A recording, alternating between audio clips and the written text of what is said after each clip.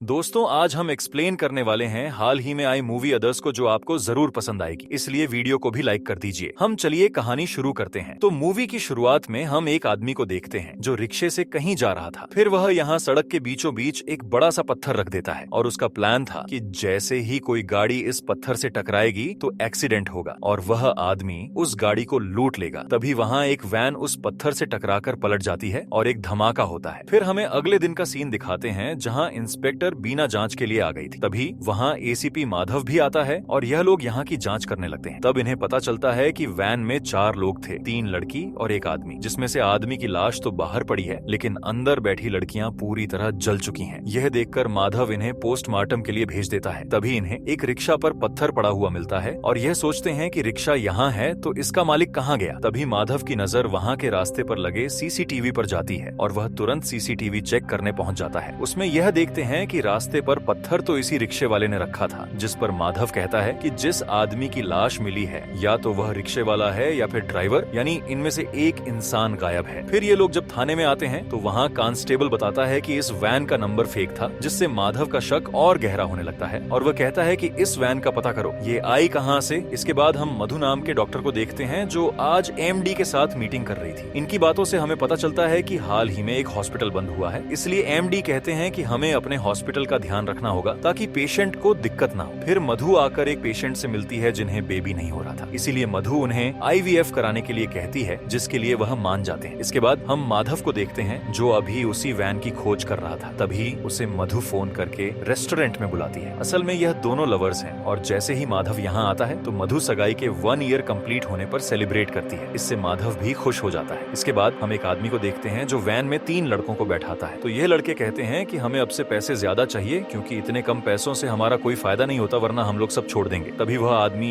इन लड़कों पर हमला कर देता है। फिर हम देखते हैं कि वह इन लड़कों की लाश को ठिकाने लगवा रहा है, यानी ये कोई बड़ा रैकेट है जिनके लिए मर्डर आम बात है। इधर माधव का जूनियर गजेंद्र उसी वैन का पता कर रहा था, तो थोड़ा छानबीन करते करते वह एक मैकेनिक के पास आता है। तब वह वैन देखते ही मैकेनिक पहचान जाता है और कहता है कि इसे तो मैंने ही रिपेयर किया था। तब माधव भी वहाँ आता है और इस मैकेनिक से पूछताछ करने लगता है। तब यह मैकेनिक कहता है कि वह रात के समय अपनी वैन ठीक करा कर गया था, जिस पर माधव को याद आता है कि वह वैन भी रात को इसी रास्ते से गुजरी। फिर यहाँ से माधव सीधा पोस्टमार्टम की रिपोर्ट लेने आता है। तब डॉक्टर बताता है कि यह तीनों लड़कियों के साथ कोई दुष्कर्म नहीं हुआ है, पर हाँ, एक लड़की ब्लास्ट से पहले मर चुकी थी क्योंकि उसके सर पर जख्म के निशान थे। और वह बताता है कि तीनों लड़कियां जन्म से ही अंधी थी। यह सुनकर तो माधव के भी होश उड़ जाते हैं। फिर माधव यहाँ से सीधा अपने सीनियर के पास आता है उन्हें केस की प्रोग्रेस बताने के लिए, और वह कहता है कि अभी तक उन लड़कियों के बारे में पूछने कोई नहीं आया। मुझे लगता है कि वह लड़कियां अनाथ आश्रम से होंगी, इसीलिए मैं अब वहीं से जांच शुरू करूंगा। इस पर उसकी सीनियर भी परमिशन दे देती है। इधर मधु ने उस लेडी का आईवीएफ प्रोसेसर शुरू कर दिया था, जिसमें वह लेडी के एक को हस्बैंड के सीमेन से मिलाकर वाइफ में इंजेक्ट कर रही थी ताकि वह लेडी माँ बन सके। फिर सीन चेंज होता है और हम देखते हैं कि माधव के कहने पर बीना सारे अनाथ आश्रम में पूछताछ करने गई है, पर उसके हाथ कुछ भी नहीं लगा। इधर माधव यहाँ एक ब्लाइंड बच्चों के अनाथ आश्रम में आता है और उनसे कहता है कि हमें यहाँ के बच्चों का रिकॉर्ड देखना है ताकि हमें पता चल सके कि कहीं यहाँ के बच्चों की तो वैन के हादसे में मौत नहीं हुई। जिस पर वहाँ की मैनेजर कहती है कि मैं ऐसे रिकॉर्ड नहीं दे सकती क्योंकि यहाँ के मालिक इसकी परमिशन नहीं देंगे। पर माधव कहता है कि मुझे ऊपर से ऑर्डर आए हैं, इसलिए आपको रिकॉर्ड देने ही होंगे, जिस पर वह लेडी भी मान जाती है। यहाँ मधु ने जिस लेडी का आईवीएफ किया था उसकी हालत खराब होने लगती है, तो मधु किसी तरह इंजेक्शन लगाकर उसको शांत करती है और वह जल्दी से उसके कुछ टेस्ट भी करती है क्योंकि मधु को कुछ अजीब लग रहा था। जिसके बाद मधु उन सारी रिपोर्ट्स को पढ़ रही थी और यह सब देखकर वह हैरान हो जाती है। यहाँ माधव के पास डॉक्टर आकर बताता है कि उस वैन की जांच करने पर वहाँ 5 लोगों के फिंगरप्रिंट मिले हैं और लाश तो केवल 4 लोगों की थी, यानी एक जो गायब हुआ है या तो वह ड्राइवर है या फिर रिक्शा वाला। तब माधव कहता है कि जो अनाथ आश्रम से रजिस्टर मिला है उसमें लगे फिंगरप्रिंट से मैच करके देखो, कुछ मिले तो बताना। जिसके बाद ये लोग फिंगरप्रिंट स्कैन करने लगते हैं, पर सारे रजिस्टर स्कैन करने के बाद भी इन्हें कुछ नहीं मिलता। तभी माधव देखता है कि रजिस्टर में 150 बच्चों के नाम है, पर फिंगरप्रिंट केवल 138 लड़कियों के आए हैं, यानी 12 लड़कियां गायब हैं। फिर वह रजिस्टर देखने पर मालूम पड़ता है कि इसमें से पन्ने फाड़े गए हैं, जिससे माधव का शख्स सीधा उसी मैनेजर पर जाता है और वह अपनी टीम लेकर अनाथ आश्रम पहुंच जाता है। अब यह लोग मैनेजर को बुलाने लगते हैं। तभी ऊपर से वह मैनेजर कूदकर अपनी जान दे देती है, जिससे माधव के भी होश उड़ गए थे। वहीं अगले दिन मीडिया वाले भी इस बात का बतंगड़ बना देते हैं कि आखिर यह सब हुआ कैसे, पर माधव जवाब नहीं देता। फिर वहाँ एक और काम करने वाली लेडी से माधव उस अनाथ आश्रम के बारे में पूछता है, तो वह लेडी कहती है कि हमारी मैनेजर कई कई लड़कियों की शादी करा चुकी है जो देख नहीं सकती थी और उन्हें अच्छे पति मिले हैं। साथ ही वह कहती है कि अभी पिछले हफ्ते ही मैनेजर ने 3 लड़कियों की शादी कराई थी, जिससे माधव का शक और पक्का हो जाता है क्योंकि वैन में भी 3 लड़कियां मरी थी। फिर माधव मैनेजर की अलमारी चेक करता है तो उसमें 12 लड़कियों के डॉक्यूमेंट थे जो मैनेजर ने उस समय रजिस्टर्ड से फाड़ दिए थे। वहीं माधव को मैनेजर का फोन और कंप्यूटर दिखता है जिस पर लॉक लगा था, इसीलिए वह हैकर को बुलाता है फोन और कंप्यूटर का डाटा निकालने के लिए। फिर माधव यहाँ के गार्ड से बात करता है तो वह गार्ड बताता है कि कल दोपहर में यहाँ एक ओमनी वैन आई थी, बाकी मुझे कुछ नहीं पता। वहीं हैकर ने भी कंप्यूटर ओपन कर दिया था तो वह बताता है कि इसमें से कल दोपहर कुछ फाइल डिलीट की गई है। उसी समय बीना भी कॉल करके बताती है कि मरने वाली लड़कियों के फिंगरप्रिंट उन्हीं 12 लड़कियों में से मैच हो गए हैं, यानी मैनेजर कुछ छुपा रही थी। वहीं हैकर ने उस डिलीटेड फाइल को भी रिकवर कर लिया था जो कि शादी की फोटो थी और यह वही लड़कियां थी जिनकी हाल ही में लाश मिली है। और हम देखकर समझ पाते हैं कि यह लड़के वही लोग थे जिन्हें कुछ समय पहले एक आदमी ने मारकर गाड़ दिया था। हालांकि यहाँ माधव भी शादी की फोटो देखकर हैरान था। वहीं हैकर मैनेजर के फोन से कुछ नंबर भी निकाल देता है जिससे अक्सर वह बात करती थी। खैर, फिर जब माधव अपने केस का अपडेट देने सीनियर के पास आया होता है तभी उसके पास गजेंद्र का फोन आता है जो बताता है कि मैनेजर के फोन से जो नंबर मिले थे उसमें से एक भी वर्क नहीं कर रहा। इससे माधव परेशान हो जाता है कि जो भी क्लू मिल रहे हैं सब वेस्ट हो गए। इधर एमडी ने मधु को ऑफिस में बुलाया था क्योंकि मधु ने हाल ही में जो IVF वाला केस खराब किया उसकी रिपोर्ट पुणे भेज दी थी ताकि इस पर और भी रिसर्च की जा सके। तब तुषार नाम का लैब टेक्नीशियन मधु से कहता है कि यह काम मेरा है ना कि तुम्हारा, जिस पर मधु एमडी से कहती है कि मुझे आपसे अकेले में बात करनी है। फिर वह एमडी को बताते हैं कि जिस लेडी का IVF शुरू किया गया था उसमें एग्स इंजेक्ट करने के थोड़ी ही देर बाद उसकी हालत खराब हो गई थी और जब मैंने उसके टेस्ट किए तो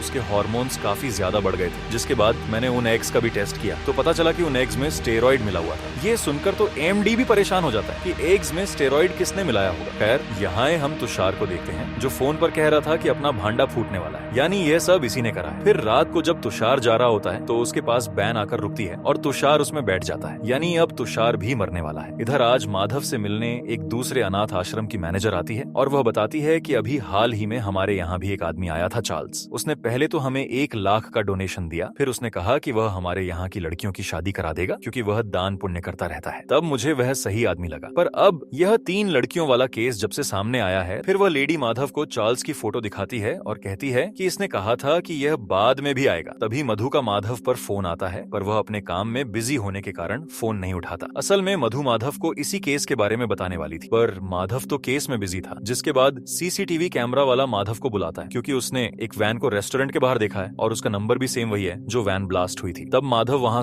आता है तो वो नोटिस करता है कि वहां तो मधु की स्कूटी खड़ी है और जैसे ही मधु वहां से बाहर निकलती है तो वैन उसकी ओर आने लगती है। तब माधव मधु को कॉल करके कहता है कि तुम वहां से जल्दी निकलो, जिस पर मधु भी ऐसा ही करती है और वह वैन उसका पीछा कर रही थी। तभी माधव सही समय पर अपनी टीम भेज देता है जिससे मधु को बचा लिया जाता है। पर जो ड्राइवर उसका पीछा कर रहा था वह नदी में कूद कर भाग जाता है। इससे माधव को बहुत गुस्सा आता है कि मेन आदमी हाथ से निकल गया। फिर माधव जब मधु से मिलता है तो मधु उसे अपने केस के बारे में बताती है कि जब उसने एक लेडी का IVF किया तो एग में स्टेरॉइड पाया गया। इस स्टेरॉइड से हार्मोन्स बढ़ जाते हैं और जो बच्चा पैदा होता है वह ना तो प्रॉपर लड़का होता है और ना ही लड़की, यानी उसे ट्रांस कह सकते हैं। ये सुनकर माधव दंग रह जाता है कि अब ये कौन कर रहा है। फिर मधु कहती है कि हमारा लैब टेक्नीशियन तुषार भी कल से गायब है और जरूर उसी ने एक से छेड़छाड़ की होगी। जिसके बाद हम देखते हैं कि माधव ने तुषार के साथी को रिमांड पर ले लिया है। तब मार के डर से वह आदमी बताता है कि यह सारा काम तुषार देखता था, मुझे तो बस पैसे मिल जाते थे और ये काम चार्ल्स तुषार के साथ करता था। तब माधव को याद आता है कि चार्ल्स का नाम तो उस लेडी ने भी लिया था, इसलिए वह चार्ल्स का एड्रेस उस आदमी से ले लेता है। जिसके बाद यह रात को चार्ल्स के घर आते हैं तो चार्ल्स पुलिस को देखते ही इन पर हमला कर देता है, लेकिन माधव चार्ल्स को पीट कर अपने साथ ले आता है। अब इसके बाद चार्ल्स को रिमांड पर रखा जाता है जहां वह कुछ भी बता नहीं रहा था। फिर थोड़ी और मारपिटाई के बाद चार्ल्स कहता है कि हम अनाथ आश्रम की ऐसी लड़कियों को निशाना बनाते हैं जो अपाहिज हो और हम उनकी पहले शादी किसी लड़के से करा देते हैं। उसके बाद उनके एग्स निकालकर वही स्टेरॉइड मिलाते हैं, जिसके बाद उन्हें हम हॉस्पिटल में सप्लाई करते हैं। यह सुनकर तो सबके होश उड़ गए थे। फिर चार्ल्स बताता है कि उस मैनेजर को हमारे बारे में पता चल गया था तो वह पुलिस की धमकी देने लगी, इसीलिए हमने उसे ही डरा दिया कि पुलिस पहले तुम्हें पकड़ेगी। इसी डर से उस अनाथ आश्रम के मैनेजर ने अपनी जान दे दी। हालांकि उसकी कोई गलती नहीं, उसे तो हमने पागल बनाया था। यह सुनकर तो माधव चार्ल्स को और भी टॉर्चर करने लगता है। तब चार्ल्स कहता है कि मैं तो बस एक आदमी के लिए काम करता हूँ, लेकिन इसका मास्टरमाइंड तो वह वेधा है। और दोस्तों अंत साहब हम देखते हैं कि यह वेधा कोई और नहीं बल्कि वही मैकेनिक है जिसने वैन के बारे में पुलिस को बताया था। फिर यहाँ चार्ल्स कहता है कि वेधा को बहुत कम लोगों ने देखा है। इस पर माधव पूछता है कि ये बताओ उन तीनों लड़कियों को कैसे मारा गया, जिस पर चार्ल्स कहता है कि शादी वाली रात को ही वेधा उन लड़कियों को वैन से अपनी लैब की ओर ले जा रहा था, लेकिन एक लड़की ने भागने की कोशिश की तो वेधा ने उसे पहले खूब मारा और फिर वैन में बैठाकर ले जाने लगा, पर रास्ते में पत्थर पड़ा था और वह वैन पलट गई। तभी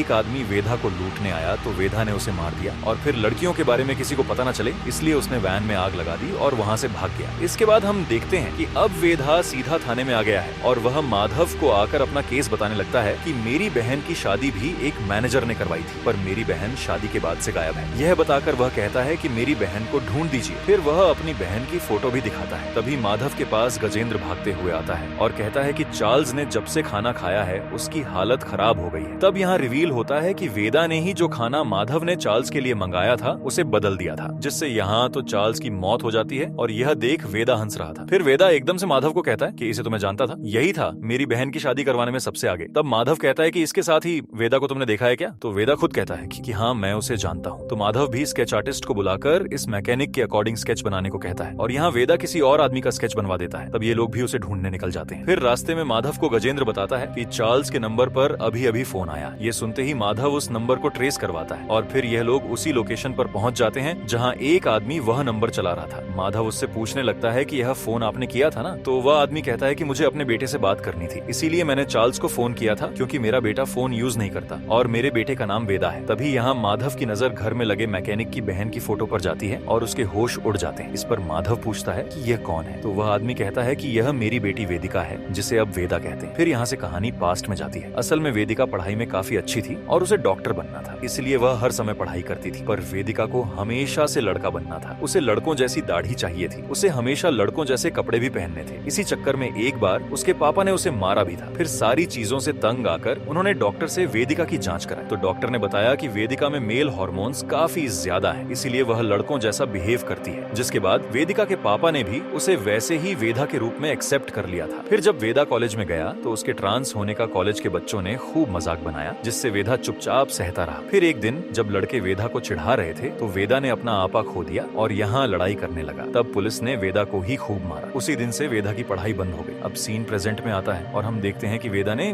बीना और उसकी टीम को एक अड्डे पे बुलाया था, यह कहकर कि मैंने वेदा को देखा है। फिर जैसे ही बीना की टीम यहाँ आती है तो वेदा एक एक करके इन सबको मार डालता है। वहीं यहाँ माधव जब वेदा के पापा को उस स्केच वाली फोटो दिखाता है तो वह कहते हैं कि ये तो मारी है जो बचपन में वेदा के साथ था। तब ये सुनकर तो माधव वेदा को ढूंढने निकल जाता है और उसे बीना की लोकेशन का पता चलता है, इसीलिए वह वहाँ जा रहा था। वहीं यहाँ वेदा के पास मारी भी था और ये दोनों यही बात कर रहे थे कि अब बड़ा पंगा ले लिया है हमने। तब वेदा कहता है कि ओ तू मर जा, जिससे पुलिस को लगेगा कि वेदा मर गया और मैं अपना मिशन ऐसे ही चलाता रहूंगा। ये कहकर वेदा मारी को मार डालता है। फिर थोड़ी देर में वहाँ माधव आता है और अपने साथियों की मौत पर उसे बहुत दुख होता है। फिर वह तुरंत वेदा के लैब का पता करके वहाँ आता है तो वेदा उस पर हमला कर देता है, लेकिन माधव तो गुस्से में था जो उसे खूब मारता है और पूछता है कि तूने ऐसा क्यों किया? तब वेदा कहता है कि मेरा मिशन है कि आने वाले सारे बच्चे ट्रांस पैदा होने चाहिए ताकि कोई भी ट्रांस का मजाक न उड़ाए। यह कहकर वह माधव को मारने की कोशिश करता है, पर माधव उसे मारकर बेहोश कर देता है, जिसके बाद वेदा को जेल हो जाती है और ये केस सॉल्व हो गया था। यहीं पर यह मूवी खत्म होती है। दोस्तों अब आपको कौन सी मूवी का एक्सप्लेनेशन चाहिए हमें कमेंट में बताइएगा। बाकी अगर आपको हाल ही में ये कमाल की मूवी देखनी है तो यह वीडियो देख लीजिए।